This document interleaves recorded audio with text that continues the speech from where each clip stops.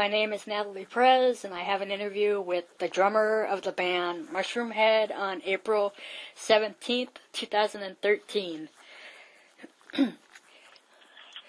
You guys have been a band for 20 years now. Have you had a chance to celebrate, or do you plan to? You know, this year, it's October 23rd is actually the 20th, the actual date for the 20 years of being on stage. We've actually been a band like a little bit before that, but that's like the anniversary of the first show. So to celebrate that, we're actually going to put out a new album this fall. Hopefully everything comes out right. It'll be in the middle of October. And then, we usually do a really, large-scale Halloween tour.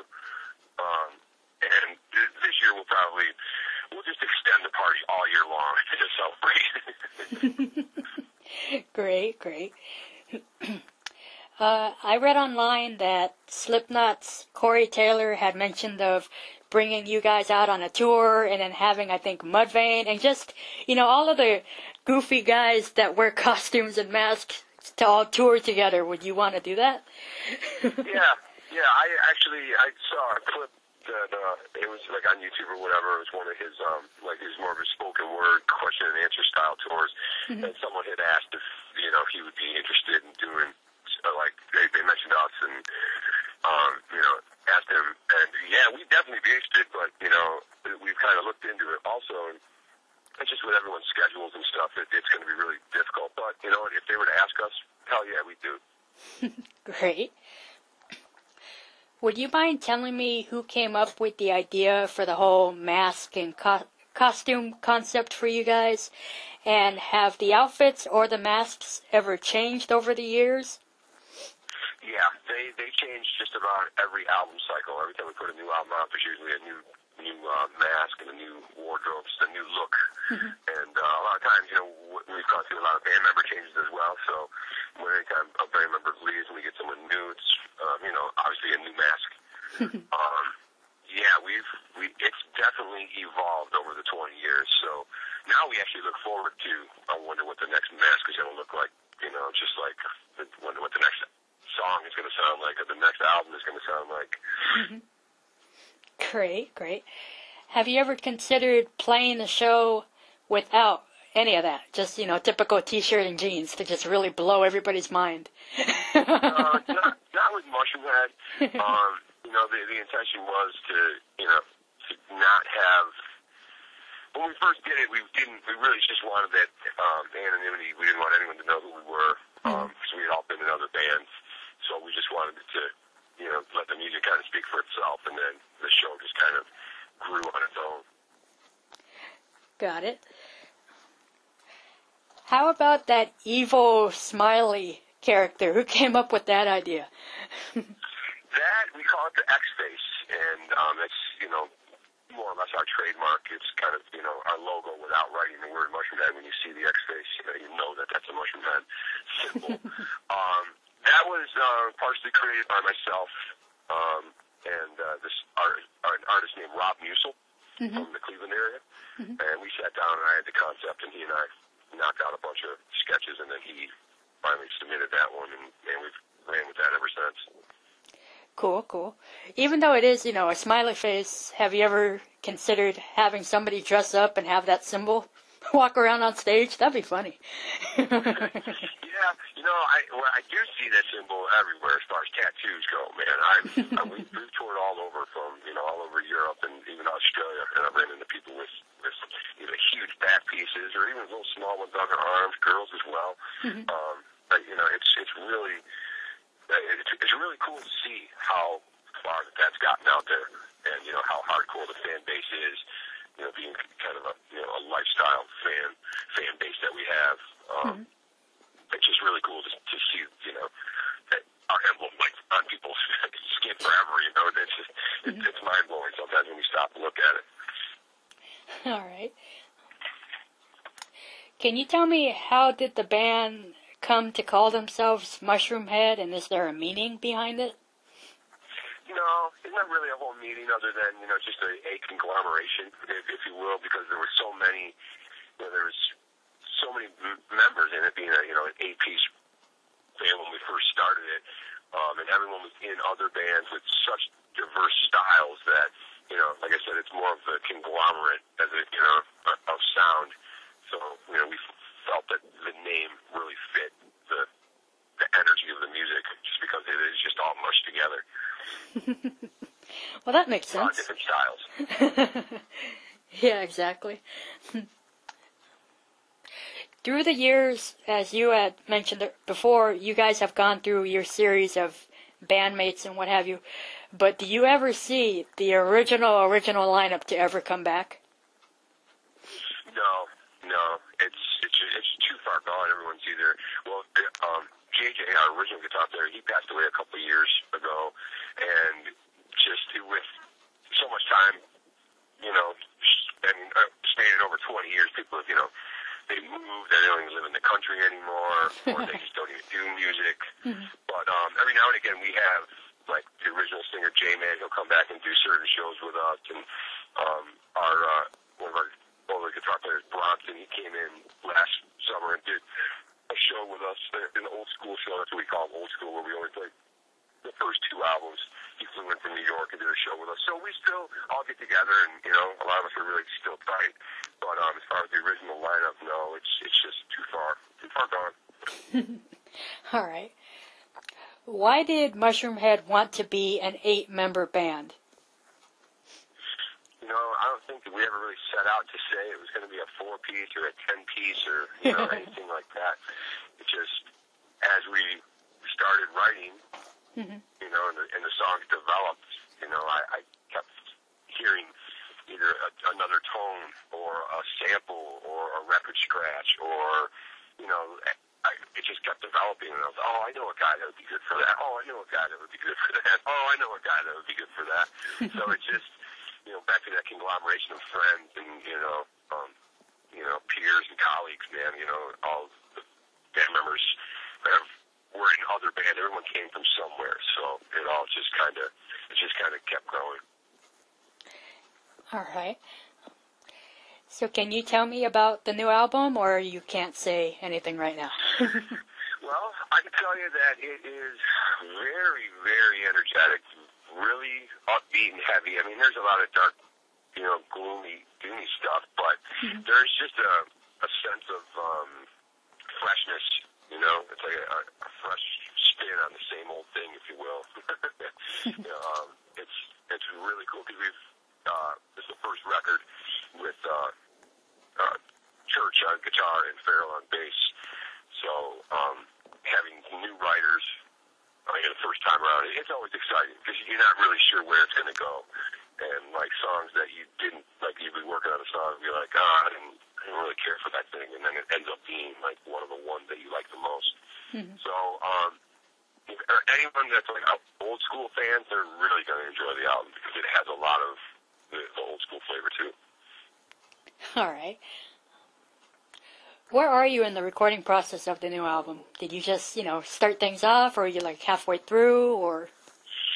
Yeah, we're still working on vocals and writing hooks and layering keyboards and sounds, but all the drums, guitars, and bass, that's all done. All the meat and potatoes is done. Now we're just dressing it up. Great. Who is producing the album, and what was it like working with them? Well, this one's done by me, so, you know, and it's kind of fun being able to do both roles, band member and producer, because, you know, I don't really let myself off the hook either. Like, when I work on drums, and then as the drummer, and then come in and listen to them, you know, as a producer, I'll be like, I think that beat needs changed. You overplayed too much right there. Go back in and, you know, make it simpler when you really sit down and listen to it. But I produced the last few, so everyone's really used to working with me, and we've got a good thing going. All right. What label will be releasing the album? This one is the third record for Megaforce Records. Oh, okay. How is the vibe going in the studio for everybody? Great. We're flying through it. It's going really fast, and you know, everyone really enjoys working together. It's a good time. album, it actually sounds as fun as it's been to me. It sounds like it. Great. This album will be your 8th album to date. How does this make you feel? Old. No, it's really, it makes you feel good, you know. It's a sense of accomplishment, and every time we put a record out, you know, you work on something for the course of a period of time, over a year, basically. I think we've got about 4 months in on this one so far. You know, like I said, that sense of, accomplishment is something, that you can be proud of. This record I'll probably actually listen to after I make it. Most of the time I spend so much time on the records that once it's done and it's out, I get a copy and I put it on my shelf and I never listen to it again. But I think this record I'll be listening to. All right. Are there any surprises on the album? If I have my way, yes. There are going to be some guest vocal surprises, and I'm not going to say who, but everything works out. It's going to be really, really worth it. Another old school hint there. All right. When can we expect this album to be released? Once again, if I have my way and everything goes right, it'll be around October. Okay. Maybe mid-October, late October, somewhere in there. Alrighty. Have you guys ever considered doing a double album or an all-acoustic album? We have talked about doing some acoustic versions, and there's even some talk about doing a remix of the album that we're currently working on shortly after it releases. So there may be multiple releases off of this album. Well, hopefully multiple releases this year. All right. Well, within the year, I should say. Alrighty then. You have yet to record or shoot any of your live performances for a live album or a DVD. When is this going to happen, and how come it hasn't happened yet?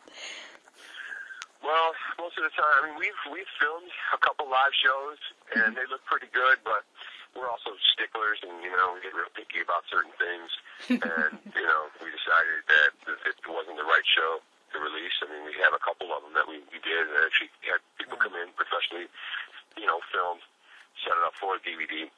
The only place you can get live stuff really is just the 2 DVDs that we have, and they're just mostly clips of us live. It's not to say that we never will, but we're just haven't got there yet. We've tried with the DVD thing, and like I said, we just haven't been able to capture the right performance yet. Alrighty. Will you be road testing any of the new material on your upcoming tour? No, not till it comes out. Alrighty. What have you done to prepare yourselves for this tour coming up? Oh, we're doing it right now. From talking to you to rehearsing, and there's been a lot of time still in the studio. Like we're recording right up until the day we leave. So there's just a little bit of rehearsing as far as the songs that we're doing for the actual tour itself. Working on some new masks that the same style mask, but a new paint job and new paint scheme for the wardrobe. That's about it. We've just really been focusing on the new album. Great. Do you ever get sick of playing the same old songs over and over and over again? I do, actually. We try to change up the set list enough to keep us interested, but there's just songs that are absolute staples that can't be taken out of the set list. The hits are the hits, and so you have 2 very popular songs off of each album, 7 albums, there's 14 songs. Every now and again we'll throw, an oddball or curve in there just for ourselves, but, it's funny because the very first song we ever wrote is the first song on the set list for this next tour. And I still play. I think I play it with more passion than I did 20 years ago. I'm still into it. Even though I get sick of it, I'm still very much into it. What is one special effect or stage prop that you would want to use or see during your shows that you have yet to do? I don't know. mean, I'd like to be able to pull off, like, we do these Halloween shows in Cleveland every year, and it's very much a large-scale production as far as extras on stage, whether they're singers or actors or both, and just a lot of stage props and things like that. I'd like to be able to take that show and put it on tour. Most of the tours we do, it's very, very much slimmed down. You know, we don't have like an extra truck full of equipment and props and staging and stuff like that. We only get to do that like once a year. I'd like to be able to eventually get to the point where I could put on the show that I do in Cleveland every year around the world. It's not just one thing, it's a lot. It's like a whole show that I would like to present. Yeah. You guys have, of course, toured a lot over the years, but where haven't you been? Where have we not? Yeah. Mostly like, I've not seen Japan, and I would really, really like to see Japan. We've done, I think, 14 countries in Europe, and with the side project, the Jeffrey Nephew side project, we did Australia. But yeah, I really like to see Japan. All right. Once the tour in the U.S. is over with, what do you have planned afterwards? Back in the studio to finish recording and mix the album. That'll be over pretty much the whole summer. Great. How easy is it to keep the motivation going on a daily basis for you guys? Most of us are pretty motivated. It's like what we do after 20 years. It's just when you get up and you just go. Whether you don't feel creative that day or not, you got to go in and try. And then sometimes it's those days that you get the best stuff when you weren't even in the mood, and then it comes out. But it's been pretty good lately. Everyone's been on the same page, and a couple beers never hurt. Whatever works, right? Oh, boy. Going back to the whole costume and mask get-up, do you use the same outfits and masks again and again and again, or is it brand new each and every time? Usually every tour we change it up a little bit, whether it's just a mask or the full costume. We try to keep it fresh. So even if you did see us 6 months ago, you see us 6 months later, and we're wearing completely different stuff. It look totally different. I mean, keep the same basic approach, but whether it's red masks and white suits or glow in the dark mask or black light, you know what I mean? We try to change it up, so we're not bored and the fans aren't bored. Do you still own all of the old stuff, or did you toss it away? It's either been lost, stolen, left behind. That sucks. There's a lot of stuff that we've been through, and we enjoy painting and making masks. We do a lot of that work ourselves, so it's always fun to just get something new. Great. So the plans for you guys overall for this year is to tour and release the new record. Is there anything else? No, that is pretty much it. The focus is the record right now. Great. Well, I'd like to say thank you very much for doing this interview, and it's a great honor to have interviewed you guys. I didn't think I ever would have. Thank you. I appreciate it too, and once again, sorry for the delay. I'm just a little swamped right now. It's all right. I understand. I've been swamped with interviews all this week. Good. Well, keep it busy. That's how I like it to run it. Just keep going. Well, stay working while there's work to do. Pretty much. And lastly, anything else you would like to say to the fans out there? Just thank you for all your support, and come check us out. Come check out mushroomhead.com, and join in on Facebook, all that stuff. Just I can't thank you enough for all your support.